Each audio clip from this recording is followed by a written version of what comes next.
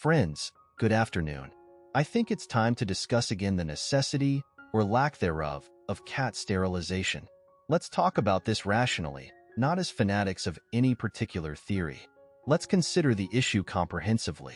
First, we'll proceed from a simple principle: do no harm. If you don't agree with this basic tenet of veterinary care and responsible pet ownership, this discussion might not be for you. Second, as adults, we understand that every decision carries responsibility. This means accepting the consequences of your yes or no with your time, effort, actions, and even financially. If you're unwilling to accept this responsibility, then you have no right to voice an opinion on the matter, as the consequences affect far more than just yourself. For example, consider a woman in sub-Saharan Africa where access to family planning resources may be limited, who might give birth annually. If you oppose sterilization, that's your prerogative. However, you must accept responsibility for the consequences of that position, the well-being of those children and their mother. Let's separate the issue of domestic cats from that of stray cats. Regarding strays, a crucial point is often overlooked. Volunteers who directly care for, rescue, and rehabilitate homeless cats overwhelmingly advocate for sterilization. These individuals witness firsthand the suffering caused by overpopulation, kittens dying from disease, parasites, and starvation, and mothers whose lives are shortened by constant pregnancy and nursing. Conversely, those who haven't experienced this reality often claim that we shouldn't interfere with nature, a stance that appears rooted in a lack of responsibility. It's easy to criticize when you don't bear the consequences.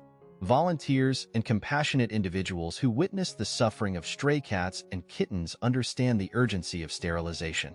If those who oppose sterilization were to provide adequate resources and care for all stray cats, ensuring they were well-fed, housed, and prevented from uncontrolled breeding, then perhaps they could argue against sterilization. However, in the absence of such actions, their arguments ring hollow.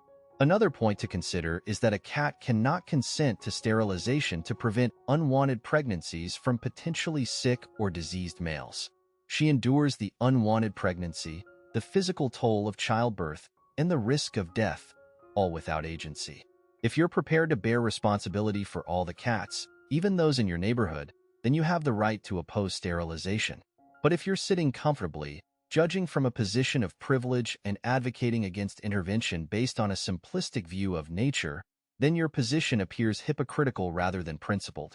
Regarding domestic cats, the primary reason owners avoid sterilization is a lack of understanding of the cat's experience. Imagine a pubescent human denied the ability to satisfy their natural urges. Cats, lacking the capacity for verbal communication, experience immense distress when their sexual needs are suppressed. This chronic frustration can lead to significant behavioral issues and health problems. Owners often mistakenly believe that ignoring the issue will resolve itself, but in reality, this suppression often leads to hormonal imbalances. Even without hormonal medication, these imbalances can eventually lead to serious health complications, including a greatly increased risk of several types of cancer.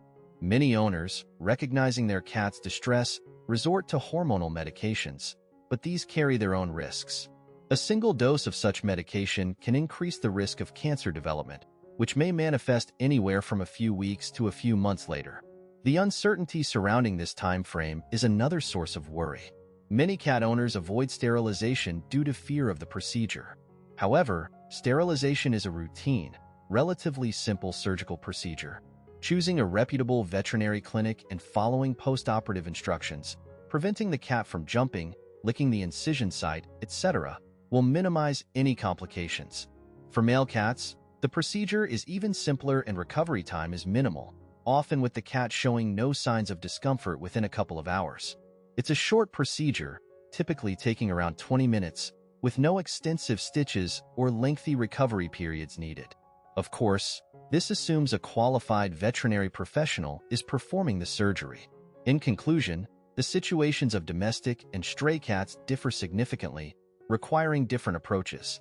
Only those actively involved in rescuing and rehabilitating stray cats, and thus bearing responsibility for the consequences of inaction, have the right to oppose sterilization. Others are simply lacking the required experience and understanding to make informed judgments and lack the right to impede the efforts of those working to protect vulnerable animals. Their silence on the matter is often replaced by a withdrawal of responsibility when negative outcomes appear.